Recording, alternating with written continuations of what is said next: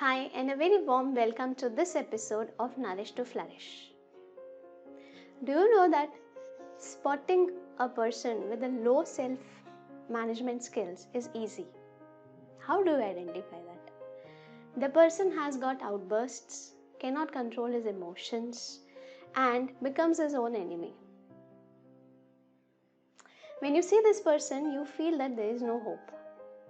However, the good news is that it is achievable if we focus on this area of self-management along with the concept of self-awareness that we have seen in the last episode. Self-management is nothing but how you act, react, or take no actions at all. This is heavily dependent on the self-awareness because it's highly important to know yourself and to identify your triggers. Now let's understand the concept of self-management with the example of Anish. Who is Anish? Anish is a technically proficient and accomplished engineer in the large firm since last 10 years. He has healthy awareness of his emotional state, his thinking patterns, and his behavioral tendencies. He is also very much aware or has an understanding of his behavior and the impact of his behavior on others. However, when the entire engineering team provides him the solution to any problem or any strategy, he sticks to the initial solutions given to him. He is not flexible to listen to any modification or any proposed solution given by the team. Once it is given for him. If it is proposed again or modified again, he becomes irritated, he becomes short-tempered and is sarcastic towards his co-workers. He very well understands this behavior, however, he is not able to change and he feels stuck.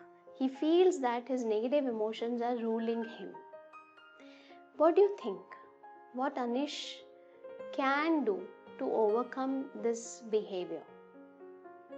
Will Anish continue behaving the same way, getting angry with the modifications that every time he has to go through? Or has he got any chance to introduce or to learn any new strategies to change his behavior? Yes, Anish has got a choice to self-manage his emotions, channelize his emotions, and learn new behavior. This is nothing but the concept of self-management. There are many self-management strategies that will help Anish or that will help all of us if we practice it in our daily lives. So the first and the foremost self-management strategy is always remember that emotional self-control fosters positive work environment.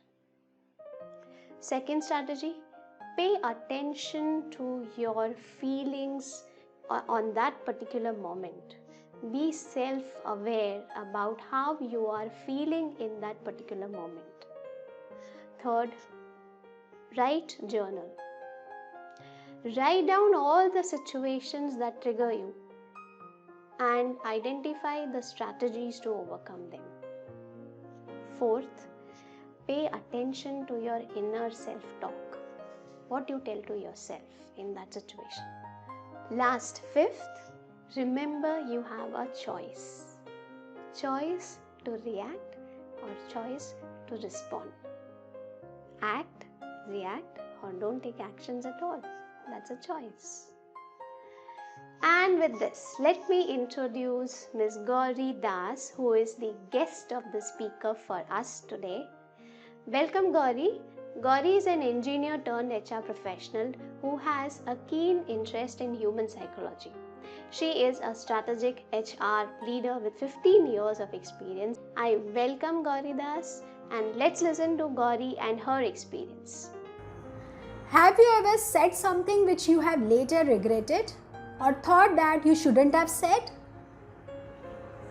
If you are a human being, chances are that you have had this experience. Hi friends, I am Gauri Das. I am a senior HR professional with keen interest in human psychology, and today I am going to share my ways of emotion management. The question is, why do we need to regulate our emotions? And the answer is, for our happiness, for our progress at work. Let's look at our personal lives. Do you know any relative or family member who is always snappy, moody, ill-tempered? Do you really like to go to them? Or you avoid them and go to them only when you really need them? You have your answer. If you want healthy relationship, happiness at work, at home, you have to regulate your emotions. Without emotions, there is no fun in life, there is no excitement. But if not channelized well, they can put us in trouble.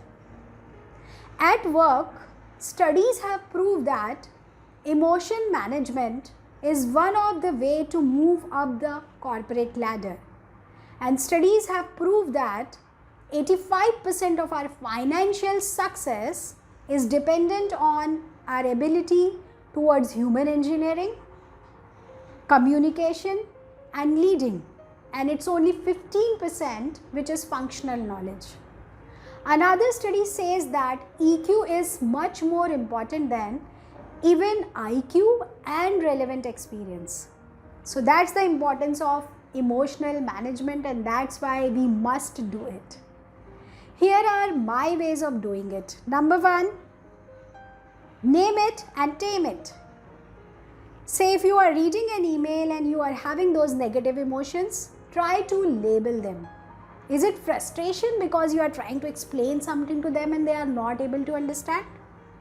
Or is it anger because it has been long time and they are incorrect and they are still not listening to you? Or it is just a feeling of being demeaned? Label it and you will see that the impact has reduced. Studies have proved that when we label our emotion, our emotional brain, amygdala, reduces its activity.